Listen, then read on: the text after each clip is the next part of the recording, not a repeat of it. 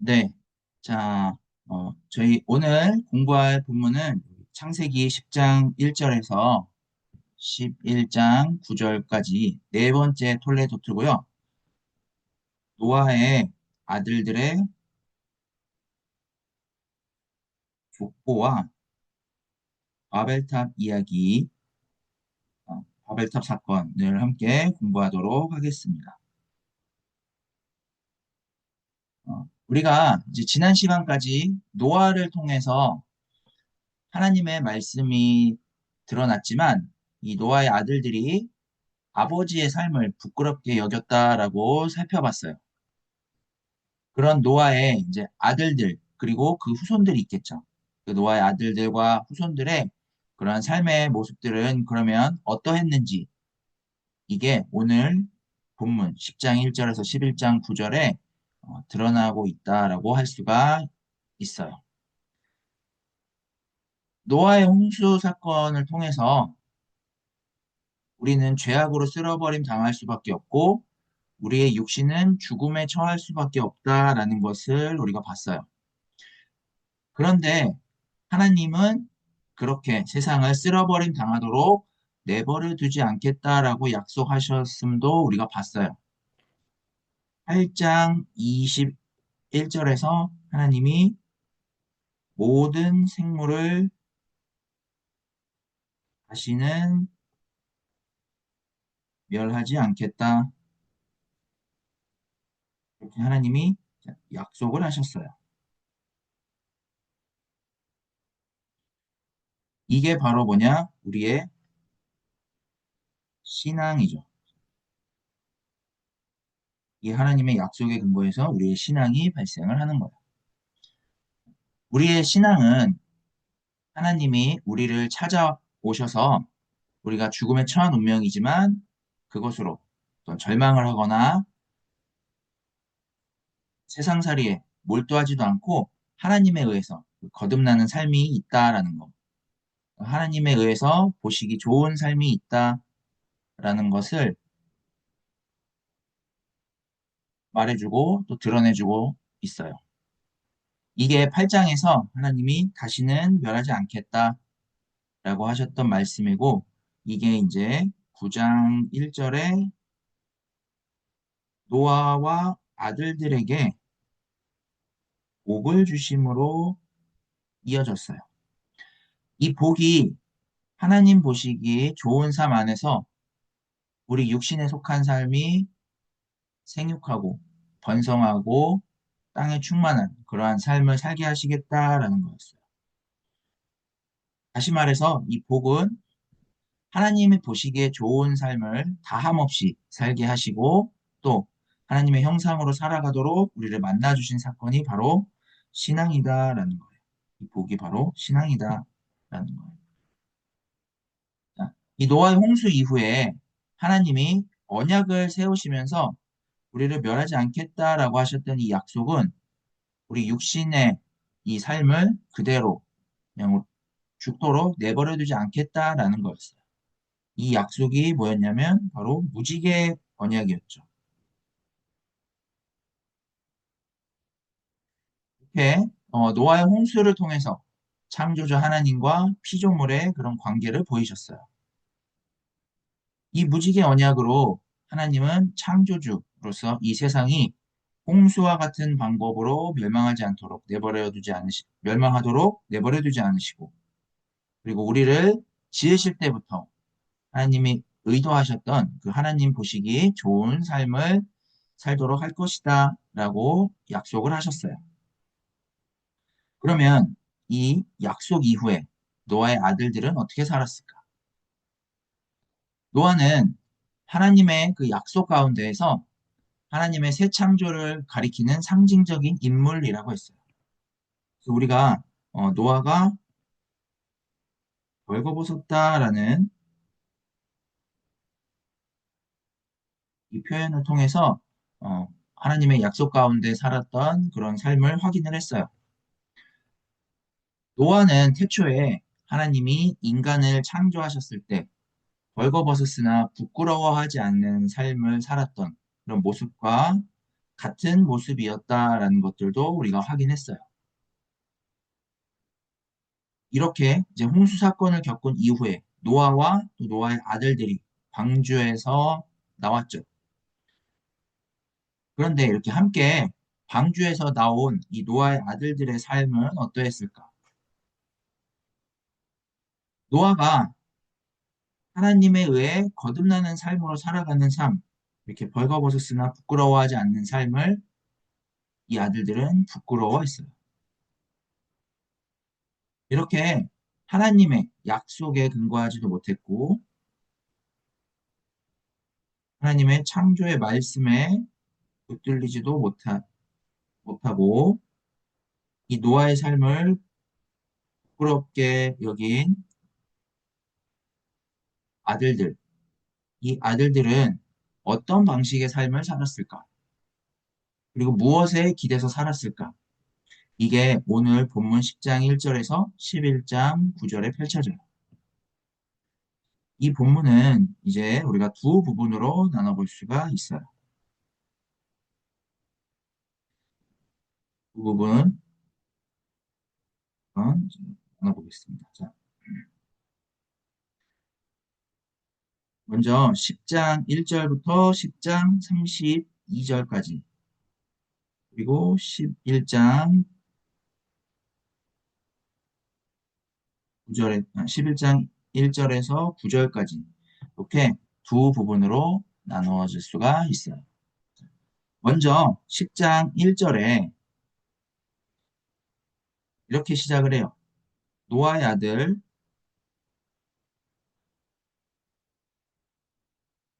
노아의 아들 셈과 함과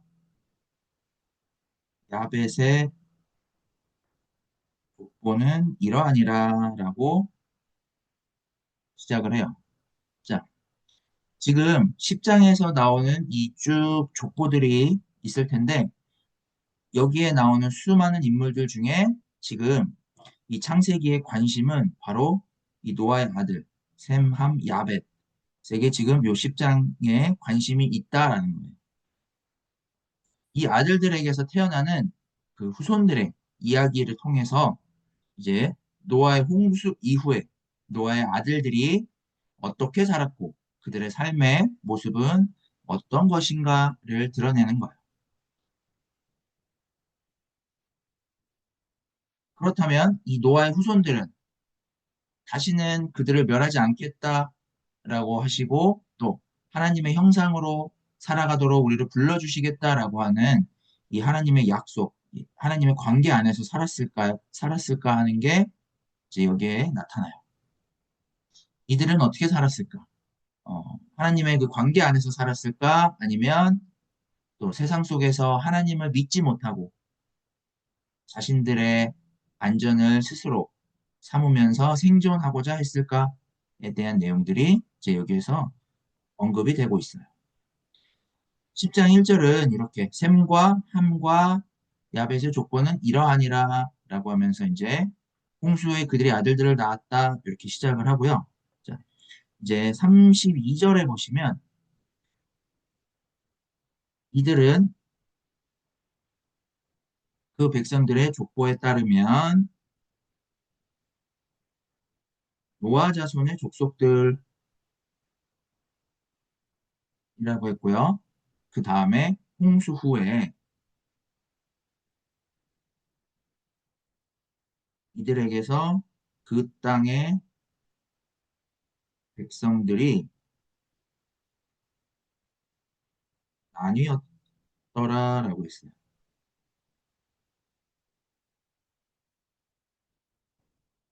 이제 여기 32절에서 그들이 어떻게 살았는지가 드러나요. 이게 백성들이 나뉘었다라는 게 무슨 말일까요? 홍수 이후에 이들의 삶의 방식이 서로 나눠져서 살아간 삶이었다라는 말이 돼요. 자, 왜 그런지는 이제 2절부터 5절에 쭉 밝혀 나가요. 10장 2절에서 5절은 야벳의 족보가 나오고요. 그리고 6절에서 20절은 함의 족보, 그리고 21절에서 31절은 셈의 족보가 나와요. 이렇게 이제 세 아들의 족보가 나오는데, 이 족보를 통해서 이제 무엇을 말하려고 하는지를 한번 우리가 좀 더 자세히 보도록 하겠습니다. 자, 먼저 1절 했고요. 자, 2절부터 보시면 2절부터 5절에 야벳의 아들들은 야벳의 아들들은 해서 쭉 언급이 되죠. 누구 누구 누구. 자, 일단 한번 써볼게요. 고멜, 마곡, 아데,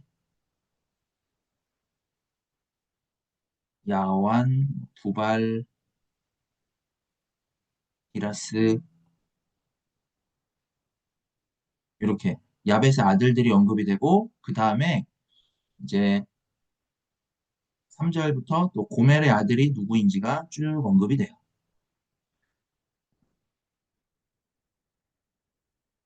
이렇게 이제 3절에서 고멜의 아들들이 누구누구 누구다라고 쭉 언급이 되었으면, 자, 족보를 언급을 할 때 첫째 아들, 이 고멜의 아들이 누구인지가 언급되었으면, 그 다음에 요 둘째 아들, 셋째 아들, 넷째 아들, 이렇게 순서대로 누구누구 누구인지 기록이 되는 게 맞겠죠.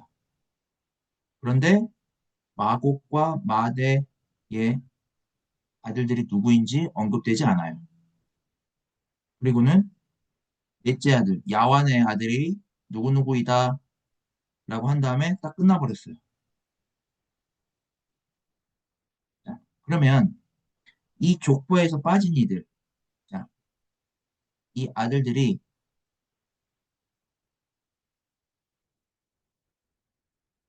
누구인지를 누가 없는지, 누가 족보에서 없는지, 자, 그리고 이렇게 빠진 아들들은 그러면 어, 노아의 아들들과는 반대로 자기 할아버지죠. 할아버지인 노아와 같은 그러한 삶을 살았다라고 말하려는 것일까라고 또 생각을 할 수가 있을 거예요. 자, 하지만 그것을 말하려고 하는 게 아니라 홍수 이후에 이들이 어떤 삶을 살았는지 그것에만 딱 집중을 하면서 어떤 필요한 이런 족보들만 쭉 다루고 있는 거예요. 자, 이것을 이제 말을 하기 위해서 5절에 이들로부터 여러 나라와 백성들이 나뉘었다라고 해요. 나뉘어서 뭐 각기 언어와 종족과 나라대로 바닷가의 땅에 머물렀더라 뭐 이렇게 나와요. 자, 보시면 나라와 백성, 그러니까 언어와 종족이죠. 자, 언어와 종족이 서로 달랐다라는 거예요. 왜 이 사람들이 언어와 종족이 달랐을까? 같은 형제들이잖아요. 이것은 이제 우리가 살아가고 있는 인간의 세계, 그리고 우리 인간이 살아왔던 그 세계사의 한 부분들을 이제 알려주고 있어요.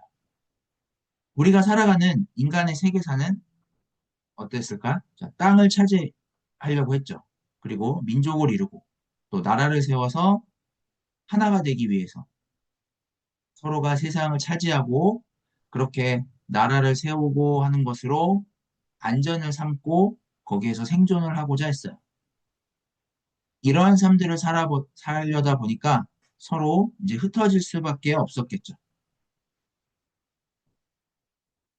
하지만 세상에서 안전할 수도 없고 또 생존할 수도 없고 오히려 서로를 이제 파괴하고 또 강대국이 약소국을 정복하고 지배하고 이런 방식으로 흘러가다 보니까 계속해서 흩어지거나 흡수되거나 없어지거나 하는 일들이 있었겠죠. 그래서 각기 언어와 종족과 나라가 달라지는 건 당연하다고 볼 수가 있어요. 이렇게 이제 2절에서 5절에 인간의 역사들을 쭉 언급을 해줘요. 그리고 나서 이제 6절에서 20절에 함의 아들들이 나오는데, 자, 6절에 뭐 함의 아들 해서 우스, 뭐 미스라임, 룻, 가나안 이렇게 언급이 돼요. 그리고 이제 7절에도 똑같이 자, 앞부분과 똑같이 구스의 아들이 누구인지가 쭉 언급이 돼요. 자, 그러면서 이제 구스의 아들 중에 8절에 보시면 구스가 니므롯을 낳았다라고 해요. 니므롯을 낳았다라고 했고 그러면서 뭐라고 언급을 했냐면 여기 그는 세상의 첫 용사라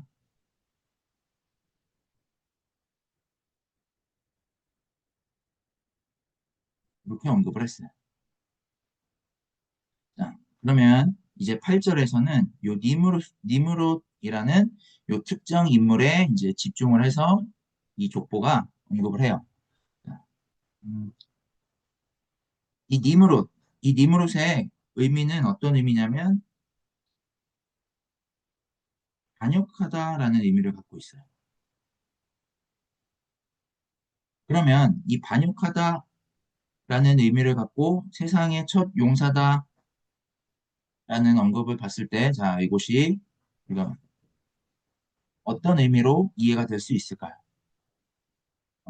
창조주 하나님에 의해서 가능한 삶으로 하나님의 약속으로 살아가지 않고 또 하나님이 이 세상을 어떻게 대하시는지 그것을 받아들이지 않고 자신의 힘을 믿고 살아간 최초의 인간을 말하는 게 바로 니므롯이라고 할 수가 있어요. 그러니까 더 정확히 말하자면 이렇게 자기 힘을 믿고 사는 그런 삶의 형태인 어떤 나라나 국가를 창설한 사람을 이제 말을 한다라고 볼 수가 있겠죠. 노아의 홍수 이후에 다시는 멸하지 않겠다라는 그 하나님의 약속을 받아들이지 못하고 자기 힘으로 자기의 생존과 안전을 삼고자 출발한 최초의 인물이 바로 니므롯이 되는 거예요. 그래서 첫 용사라고 했겠죠.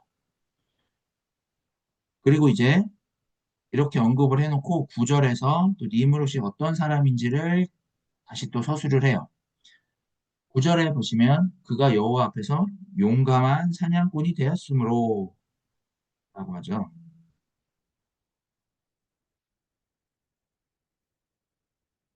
니므롯이 용감한 사냥꾼이 되었대요. 그리고 속담에 이르기를 여호와 앞에 니므롯 같이 용감한 사냥꾼이로다 하더라 라고 언급을 했어요. 용감한 사냥꾼이라는 건 무엇을 말할까요? 용감한 사냥꾼이라는 건 이제 고대 그 근동 지방에 메소포타미아 문명을 일으켜서 거기에 이제 국가를 세우고자 했던 그런 민족들의 별칭이라고 보시면 돼요. 그러니까 우리가 뭐 북유럽 지역에 있는 사람들을 바이킹의 후손들이라고 부르죠. 자, 그런 것처럼 그런 별칭과도 같은 게 바로 용감한 사냥꾼이라는 표현이에요. 그러니까 이 여호와 앞에 용감한 사냥꾼이라는 표현으로 이제 이들의 삶을 보자면 노아의 홍수를 통해서 하나님이 보시기 좋은 삶을 허락하셨고 또 죄악으로 멸망할 수밖에 없는 세상이 하나님 안에서 멸망하지 않고 거듭나는 삶을 살도록 불러주셨는데 이 니므롯은 아무렇지도 않게 자기의 힘을 의지해서 나라를 세우고 살아가고자 했던 인물이다라는 거예요. 그래서 이제 이렇게 나라를 세웠다라는 내용들이 10절에서 12절에 언급이 돼요. 그래서 이제 그 나라들의 이름들이 쭉 나오죠. 그 나라는 신할 땅에서 시작해서 여러 지명들이 나와요. 근데 이제 이 여러 지명들 중에 우리에게 익숙한 그런 지명들이 이제 보여요. 대표적인 것들이 바벨론, 바벨론이 아니죠. 바벨이죠. 네, 바벨, 나중에 이제 바벨론이 되는 바벨, 그리고 아수르, 니느웨 등등 우리에게 익숙한 이런 지명들이 있죠. 어, 그리고 그 외에 이제 다른 지명들도 언급이 되면서 이 성읍들이 이것들이 큰 성읍이다라고 언급을 해요. 그러니까 이제 니무롯을 통해서 노아의 후손들이 세우고자 했던 것이 바로 이 큰 성읍, 즉 나라인 거예요. 나라. 큰 성읍이니까 나라 중에서도 제국이라고 볼 수가 있겠죠. 큰 제국. 자신들이 갖고 있는 어떤 세상에서의 힘을 바탕으로 해서 다른 나라들을 정복을 하고 그것으로 안전을 삼으려고 했다. 그러한 삶을 살았다라는 거예요. 이렇게 세상을 하나님의 그 피조물로 여기지 못하고 자신들이 마치 하나님인 것처럼 세상을 차지하고자 하는 그런 방식으로 안전을 삼으려고 했던 세상의 현실을 잘 드러내주고 있는 것이 바로 10절에서 12절에 언급이 되어 있어요. 10절에서 12절에 이러한 세상들은 어찌 보면 우리 인간들이 기본적으로 원하는 그러한 세상이라고 볼 수가 있겠죠. 그렇다면 이런 세상은 과연 안전할까요? 우리는 그저 그냥 우리가 원하는 그런 몇 가지 혜택을 받고 별 탈 없이 사는 거를 우리가 안전하다라고 이야기를 하죠. 그렇지만 우리는 결코 안전하지 않아요. 우리 육신이 당장 10분 후에 또 1시간 후에 내일 한 달 후에 우리는 어떻게 될지 모르잖아요. 그러니까 우리 삶은 늘 어떻게 펼쳐질지 몰라요. 그렇기에 우리의 삶은 안전하지 못해요. 우리의 운명을 우리가 어떻게 할 수가 없어요. 그 속에서 우리는 하나님 보시기에 좋은 삶을 살도록 지음받았고 그 삶을 살 때, 그 삶에 이를 수 있도록 하나님이 우리의 그 육신의 삶을 완전히 거듭나게 하시겠다라고 약속을 하셨어요. 그 약속은 이제 하나님이 홍수 사건을 통해 노아에게 하신 그 약속이었죠. 이렇게 이제 니무롯이 언급이 되고 또 13절에서부터 쭉 족보들이 또 언급이 돼요. 그래서 뭐 미스라임은 뭐 누구를 낳았다 하면서 또 이렇게 쭉 부스를 비롯한 미스라임 붓 가나안의 요 아들들의 쭉 족보가 이제 언급이 되다가 자 15절에 이제 가나안이 등장을 해요. 가나안. 우리가 9장에서 이제 함에 대해서 언급이 되었을 때 가나안의 아버지라고 언급이 됐었어요. 그렇다면 여기에 언급된 이 가나안은 뭘까요? 가나안은 말 그대로 우리가 알고 있는 그 가나안 그대로예요. 이스라엘 백성들이 가나안 땅에 들어갔을 때 그들의 육신의 삶으로 가장 많이 유혹했던 곳이 바로 이 가나안이었죠. 그리고 18절에 보시면 이 가나안의 족속이 흩어져 나갔대요. 흩어져 나갔더라라고 되죠. 자, 이렇게 이제 흩어져 나갔다라는 사실을 언급을 해주면서 홍수 사건 이후에 노아의 후손들의 삶의 방식이 니므롯과 가나안이라는 요 두 인물을 통해서 이제 어떠한 삶이었는지를 언급을 해줘요. 그러면서 이제 20절에 결론을 내주죠. 각기 족속과 언어와 지방과 나라대로였더라 라고 결론을 내려줘요. 그러니까 요 20절의 이 말씀은 우리가 5절에서 각기 나눠졌다라는 말과 같은 말이 되겠죠. 이들이 이렇게 언어가 다르고 종족이 다르고 나라가 다른 방식으로 살았던 이유는 세상에서 인간의 힘을 갖고 자신들이 보기에 좋은 삶을 살고자 했던 결과가 바로 민족을 이루고, 나라를 이루고, 이들이 여기에서 안전하게 살고자 했기 때문에 그래요. 그러면서 이들은 서로 갈등하고 정복하는 방식으로 살아가기 때문이라 할 수 있겠습니다. 이게 바로 인간이 살아가고 있는 이런 역사예요. 인간이 인간 손에 의해서 늘 죽임당하거나 훼손당하는 그러한 삶을 살고 조금 더 이제 나은 삶을 위해서 살고자 하지만 그런 안전한 미래를 포기하면서 사는 게 바로 인간의 삶이다 라고 할 수가 있겠습니다. 그 다음 이제 21절에서 32절은 셈의 후손들에 대한 언급들이 쭉 나와요. 그래서 이제 21절에는 셈에 대해서 간단히 소개를 하죠. 뭐 에벨 온 자손의 조상, 뭐 야벳의 형이다, 또 자녀가 출생했다라고 쭉 이제 셈의 자손들을 언급을 해요.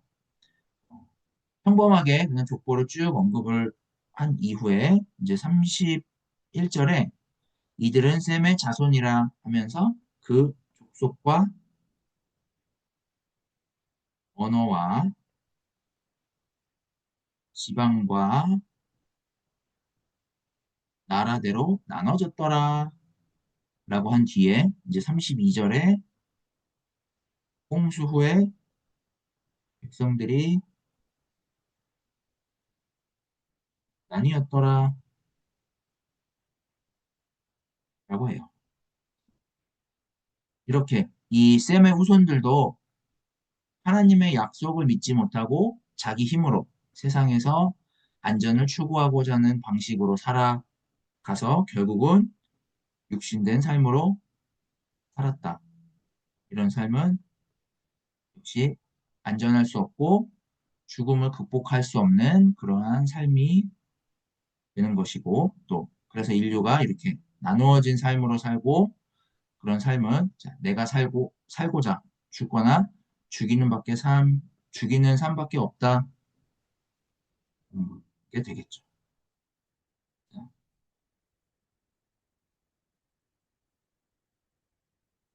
그러면 노아의 이 아들들 그리고 후손들은 이 홍수 사건 이후에 노아의 아들들은 노아와 함께 그 홍수 사건을 경험을 했잖아요. 그런데 홍수 사건 이후에 왜 이렇게 살았을까? 노아를 통해 말씀하신 그 창조의 말씀을 알아듣지 못하고 자기의 길로 갔던 결과가 지금 십장과 같은 이런 방식의 삶이 펼쳐졌어요. 그냥 민족을 이루고 나라를 이루는 이런 방식의 삶으로 살아갔어요. 이 속에서 안전을 얻고자 하는 삶을 살았다라는 게 바로 이 나뉘었다라는 삶인 거예요. 우리도 보면 세상살이에서 우리가 여러 가지로 우리가 보기에 선하다라고 여기는 그런 가치들을 이렇게 쭉 매겨놨죠. 그렇게 해놓은 이유는 우리의 안전을 삼기 위해서예요. 우리의 유익을 위해서. 무엇이 선하다, 무엇이 악하다라고 이렇게 나눠놨어요. 하지만 이러한 것들은 우리를 파괴하는 경우가 굉장히 많죠. 하나님의 말씀을 듣지 못하고 하나님을 우리의 생존 방식으로 받아들이지 못하면 지금과 같은 세상에서 우리가 안전을 삼고자 했던 것들에 매이면서 살아갈 수밖에 없는 거예요.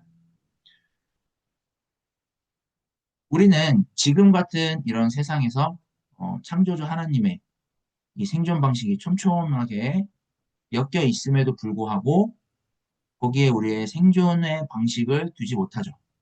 그리고 우리가 하나님을 떠나서 우리가 안전하게 여기고 있는 그런 삶에 기대서 세상이 보기에 좋은 방식 안에서 우리가 원하는 대로 하나님의 말씀을 우리가 받고 살아가려고 하죠. 이게 3장에서 말하는 간교함인 거예요.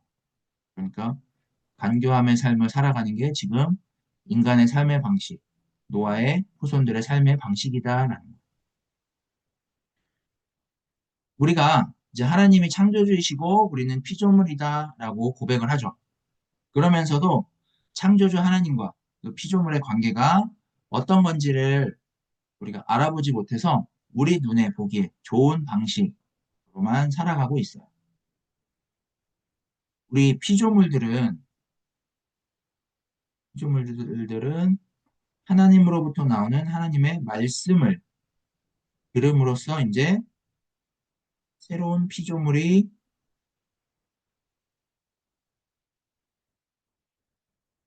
된다는 사실을 그렇게 지금 창세기에서 계속해서 이야기를 하고 있음에도 하나님의 창조의 말씀 앞에 서지 못해요.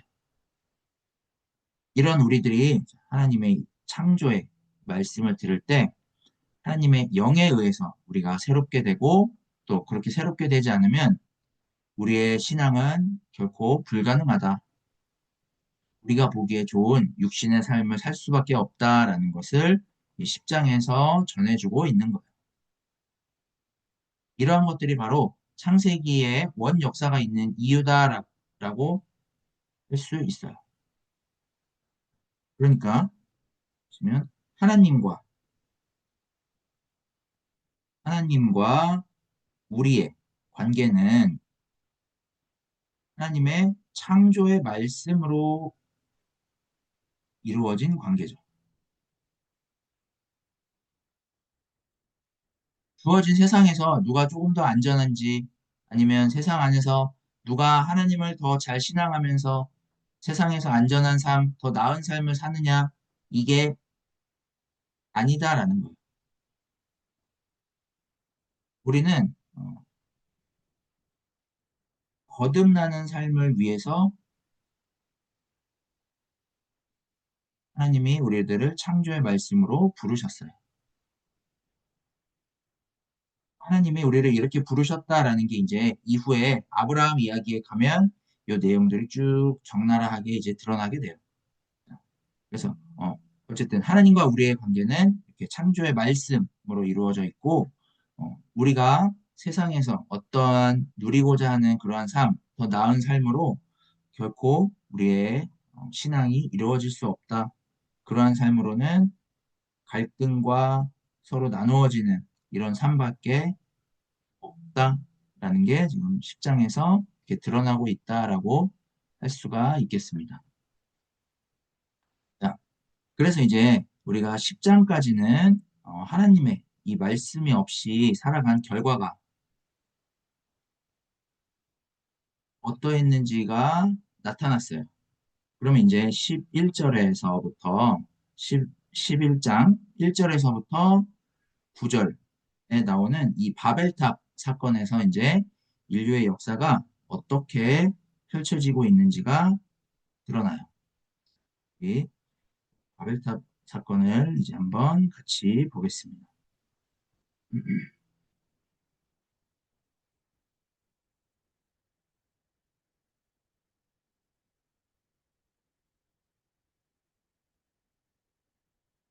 이를 좀 지워볼게요.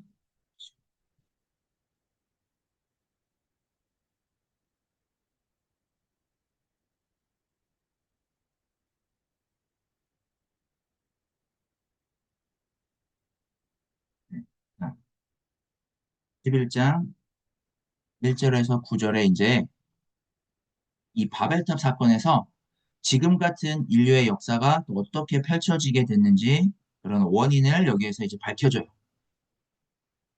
그러니까 노아의 아들들이 서로 나뉘어져서 자신의 그 운명을 앞당기면서 살아가는 삶의 형태가 어떻게 벌어졌는지가 이 바벨탑 사건에 나타나요. 먼저 1절에 보시면 온 땅에 언어가 하나요, 말이 하나였더라 라고 언급이 돼요. 온 땅에 언어가 하나요, 말이 하나였더라 언급이 돼요. 그러니까 이제 노아 홍수 이후에 하나님께서 다시는 멸하지 않겠다라고 약속을 하셨을 때 그리고 이 땅에서 생육하고 번성하라 라고 하셨을 때 이 언어와 말이 하나였어요. 홍수 이후에 인류가 이렇게 세상을 새롭게 대하시겠다라는 그 하나님의 약속 안에서 출발을 했는데 우리가 요 10장에 족보에서 보듯이 하나님의 약속의 그 말씀을 잃어버렸어요.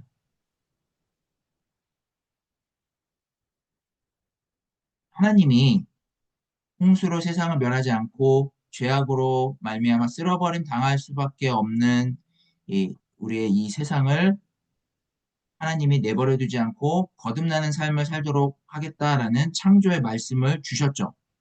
홍수 이후에. 그런데 노아의 후손들은 이 창조의 말씀을 떠나서 다른 방식으로 생존을 하고자 이 땅에서의 안전을 자기들이 챙겨요. 그러한 삶이 이제 이 바벨탑 사건에서 드러나는 것을 볼 수가 있어요. 이게 이제 2절에서부터 보시면 2절에 그들이 동방으로 옮기다가 신할 평지를 만나 거기에서 거류하며 라고 했어요. 그리고 이제 3절에서 서로 말하되 하면서 벽돌을 만들어 견고히 굽자 이렇게 쭉 이야기하죠.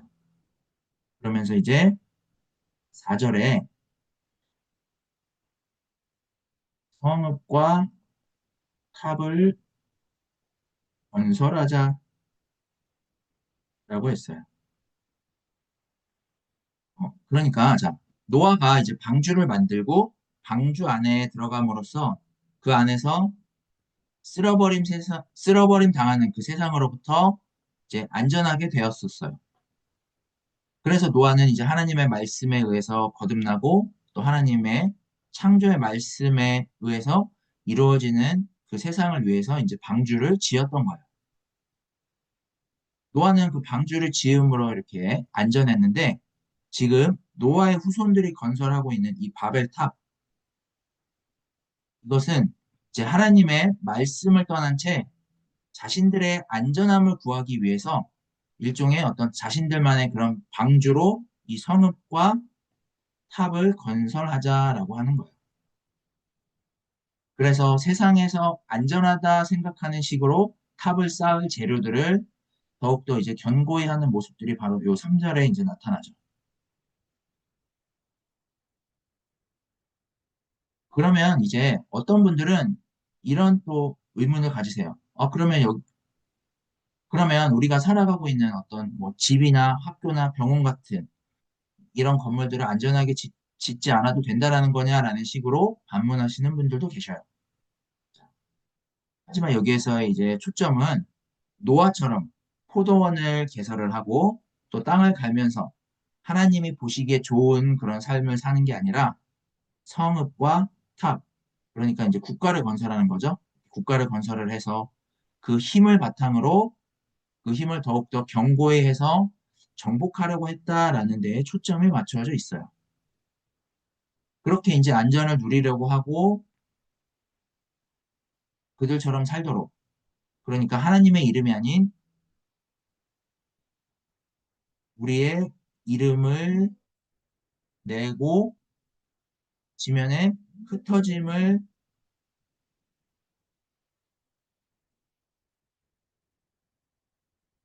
면하자라는 이런 어, 삶으로 살아가려고 했던 것을 나타내는 거예요.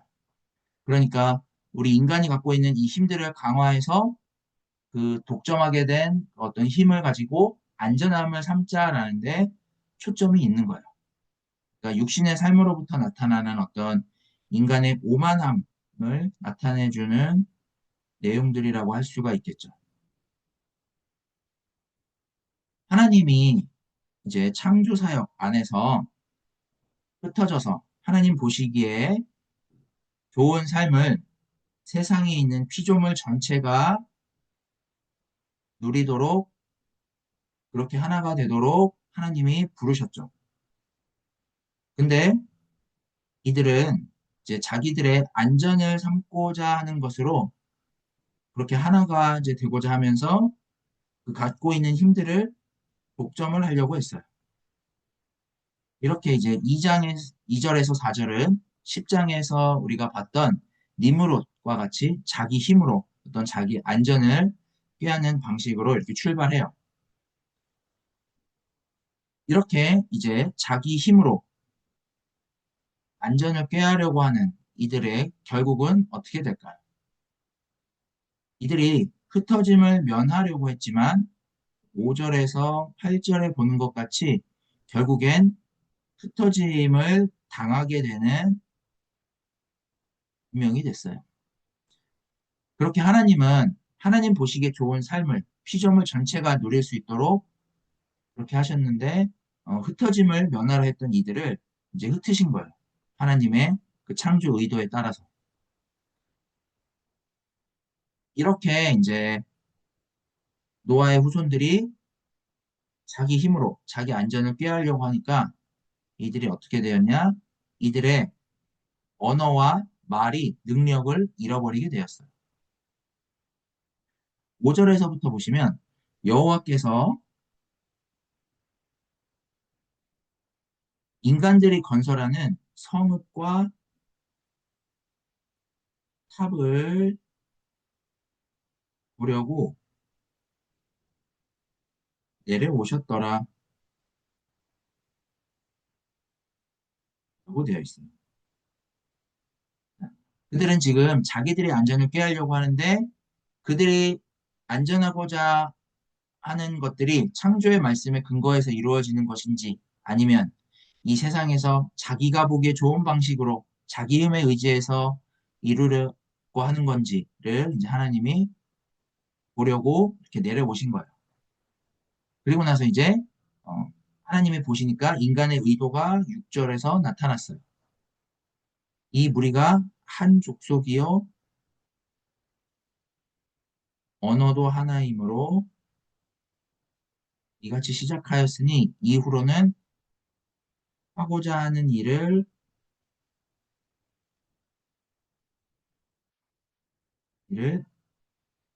막을 수 없으리로다 라고 말씀하셨어요. 그들은 이제 성읍과 탑을 높이 쌓아서 탑 꼭대기를 하늘에 닿게 해서 자신들이 안전하고자 시도를 했어요. 하지만 그것이 하나님 보시기에 안전할 수 없는 삶이라는 것들을 이렇게 이제 드러내 줬어요. 그래서 7절에 우리가 내려가서 그들의 언어를 혼잡하게 하여 그들이 서로 알아듣지 못하게 하자라고 되어 있어요. 하나님 앞에서 이제 그들이 취하고 있는 그런 안전한 삶, 행복한 삶은 서로 행복할 수 없고 행복 안에 같이 머물 수 없는 그런 삶이죠. 왜요? 자, 제국을 이루기 위해서 내가 안전을 이루기 위해서는 다른 사람과 경쟁을 해야 되고 다른 사람이 불행해야 내가 더 행복해질 수 있는 거예요. 내가 더 행복하려면 다른 사람을 짓밟거나 해야지만 내 행복이 더 커져요. 이게 바로 혼잡하게 되는 그러한 삶인 거예요. 그래서 언어를 혼잡하게 하신 이 사건은 죄된 인간들이 창조주 하나님이 창조의 방식으로 대하셔서 은총을 베풀고 있는 사건이라고 할 수가 있겠죠. 그죠? 제국을 건설하고자 하지만 그 계획들이 이제 무산되고 이들이 흩어짐을 면하려고 했지만 결국에 하나님의 창조의 의도대로 흩어지게 되는 그 하나님의 은총, 그러니까 하나님의 계획을 이렇게 이제 베푸시고자 하신 거죠. 그렇게 이제 8절에 보시면 여호와께서 그들을 온 지면에 흩으셨으므로 그들이 도시를 건설하기를 그쳤더라. 건설하기를 그쳤더라라고 돼 있죠. 그렇죠? 그러니까 하나님이 언어를 혼잡하게 해서 언어가 이제 막 뒤섞이게 되니까 그들이 성읍과 탑으로 도시를 건설해서 이룩하고자 했던 그런 제국들이 붕괴가 되겠죠. 그러니까 그렇게 어떤 모든 것을 자신들의 그 권세 아래에 두고 자기 힘으로 안전을 삼고자 했던 제국이 이제 해체가 됨으로 인해서 하나님은 창조주, 하나님의 창조 질서를 세우고자 하는 방향으로 전환을 하고자 하시는 그런 의도다라고 할 수가 있어요. 이게 이제 7절에 이어서 8절에 언급하고 있는 그런 내용이라고 볼 수가 있겠습니다. 자, 그 다음 9절에 그 이름을 바벨이라 하니 라고 언급이 되었죠. 여호와께서 거기서 온 땅의 언어를 혼잡하게 하셨습니다. 거기서 그들을 온 지면에 흩으셨더라. 자, 여기에 이 바벨이라는 이 말은 이름의 뜻 자체가 혼잡이라는 의미를 갖고 있어요. 그러니까 이 혼잡은 창세기 1장 2절에 혼돈, 공허, 흑암과 같이 세상을 어지럽히는 세력들이라는 말이 포함이 되어 있어요. 이렇게 이제 세상을 어지럽히는 데에서 하나님은 언어를 혼잡하게 하셨어요. 그러니까 언어를 서로 알아듣지 못하게 하신 거죠. 언어를 이렇게 혼잡하게 알아듣지 못하게 하신 이런 것들이 지금처럼 우리가 뭐 한국어, 영어, 중국어, 일본어처럼 여러 나라 언어들을 사용하니까 알아듣지 못한 그런 것이 아니라 하나님이 우리에게 약속해 주신 그 창조의 말씀에 근거하지 않고 창조의 말씀을 통해서 이루어져야 되는 세상을 자기들이 이룰 수 있는 것처럼 여기게 되면서 혼잡하게 될 수밖에 없는 거예요. 언어들이.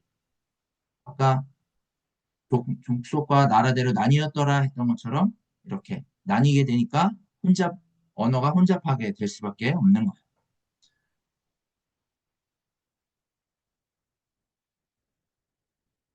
자, 우리가 이제 예를 들어서 이렇게 한번 생각을 해봅시다. 내가 지금 행복해요. 그러면 다른 사람도 똑같이 행복할까요? 다른 사람은 안 행복할 수 있어요. 그리고요, 우리에게는 어떤 행복의 기준이 있을 텐데 그 행복의 기준이 분명할까요? 우리가 안전하고자 하는 기준이 다 같을까요? 아니죠. 자, 누구는 뭐 건강, 누구는 돈, 누구는 뭐 권세. 그 안에서도 원하는 것들이 서로 달라요. 그러면 자신들이 이렇게 안전을 삼고자 하는 것을 자신의 생각대로 이루고자 하겠죠. 그렇게 되면 바로 혼잡하게 돼버릴 수밖에 없는 거예요. 우리가 이렇게도 한번 생각을 해봅시다. 우리가 새로운 대통령에게 바라는 것들이 있을 거예요. 그렇다면 그것들이 모두 같을까요? 모두 달라요. 나라의 어떤 정책으로 우리에게 얼마나 유익이 되느냐, 아니냐. 이게 우리에게는 가장 중요해요. 왜냐하면 우리는 거기에 우리의 안전과 생명의 토대를 두고 있기 때문에요. 어떤 정책이 누구는 또 어떤 집단은 살리고 또 누구는 어떤 집단은 죽음에 이르게 할 수도 있어요. 이처럼 각자가 안전하고자 시도하는 것, 그 근거를 이제 하나님의 약속의 말씀에 두지 못하고 각자마다의 유익과 그 생명과 안전을 확보를 하려고 시도를 하다 보니까 서로의 유익을 헤아리지 못하고 자기의 안전만 추구하려는 이러한 세상은 결국은 혼잡하게 된 것이다라고 할 수가 있겠죠. 그렇게 이제 각자의 유익을 따라 흩어져 버리게 되었다. 이게 지금 인류가 살아가는 세상의 형태이고 이렇게 우리는 하나님의 창조의 말씀을 알아듣지 못하는 혼잡함 가운데 놓여 있다라고 할 수가 있겠습니다.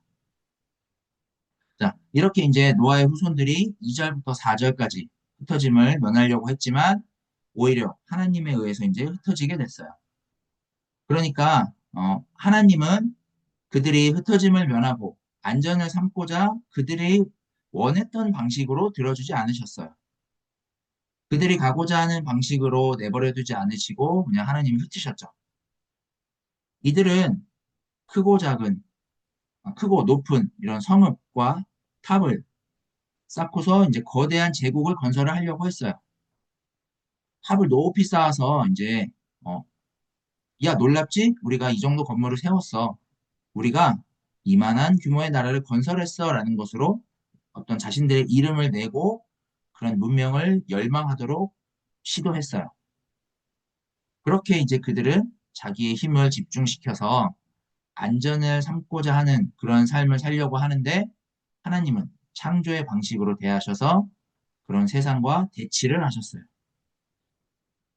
자기 힘에 의지해서 안전하고자 하고 또 힘을 독점하고 있었던 데에서 하나님은 8절에 도시를 건설하는 것을 그치게 하시고 이제 9절에 그들을 온 지면에서 흩으셨어요.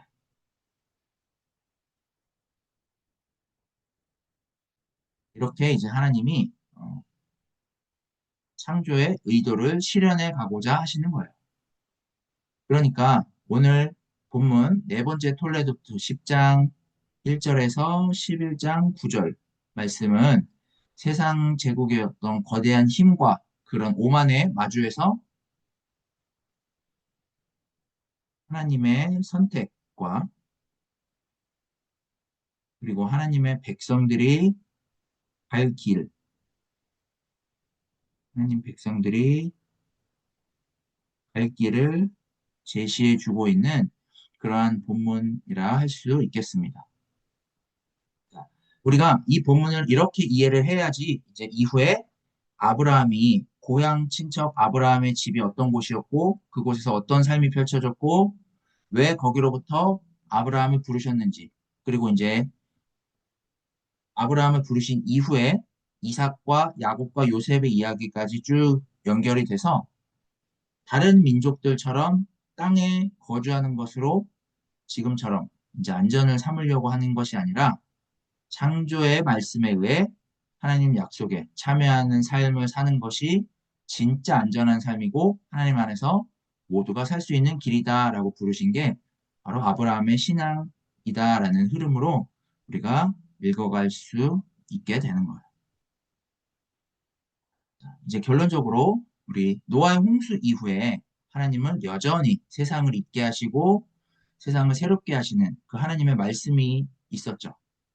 그럼에도 불구하고 또 노아가 겪었던 그 엄청난 충격이 있었음에도 불구하고 세월이 지나면서 그것들이 희미해지고 망각되어 버렸어요. 세상을 잊게 하시고 세상을 새롭게 하시는 그 하나님의 말씀을 떠나서 자신들의 힘으로 이 땅에서의 삶으로 자기의 안전을 삼기 위해 국가를 이루고자 했던 이 바벨탑 이야기는 바벨탑 이야기는 창조주 하나님이 우리에게 주시는 그 생명보다 자신들의 권세를 드러내고 그 생명을 확보하는데 더 열중했던 인간사의 표상이었죠. 그런 이들은 결국은 흩어짐을 당할 수밖에 없었고 창조주 하나님의 말씀에 의해 새롭게 되는 미래가 없게 됐어요.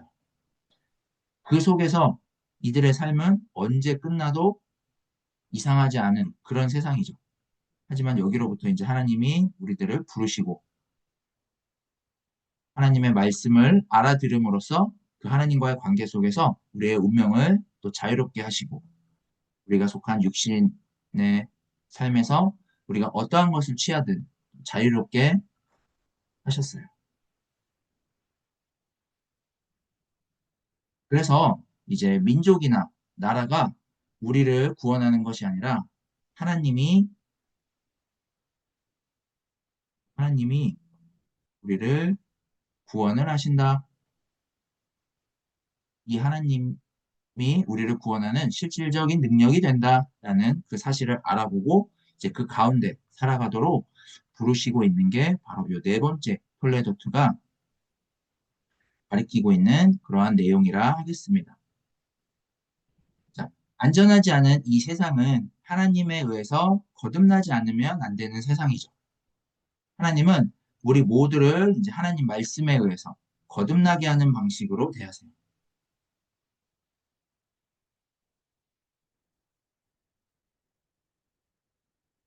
그러니까 우리가 지금 기대고 살아가고 있는 그런 삶으로부터 나와서 우리가 안전하다고 생각하는 그런 삶들로부터 우리가 구현하고자 했던 삶에서 나와서 창조의 그 말씀에 의해서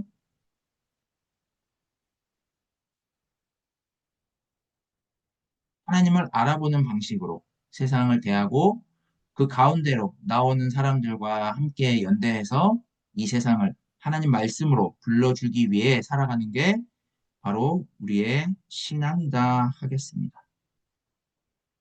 이렇게 이 세상의 방식대로 안전하고자 하는 그 속에서 우리가 창조주 하나님의 말씀을 알아듣고 또 새롭게 살아가도록 부름받은 게 바로 우리의 신앙이라는 것. 그리고 그 사실 앞에서 우리는 자유롭고 세상에 어떠한 형편에 놓인다 할지라도 기쁨으로 살아가는 그러한 삶의 능력이 있는데 그게 바로 우리의 신앙이 된다라는 사실을 이 네 번째 톨레도트가 밝히고 있다 하겠습니다. 그렇다면 최종적으로 우리의 목표는 자신의 힘으로 세상 가운데서 안정된 삶을 살고자 하는 게 아니라 우리가 하나님으로 인해서 안전하다라는 사실을 기억하는 것이 바로 우리의 최종 목표가 된다 할 수가 있고 여기를 향해서 이제 하나님은 창세기를 통해 우리를 부르고 계신다 하겠습니다.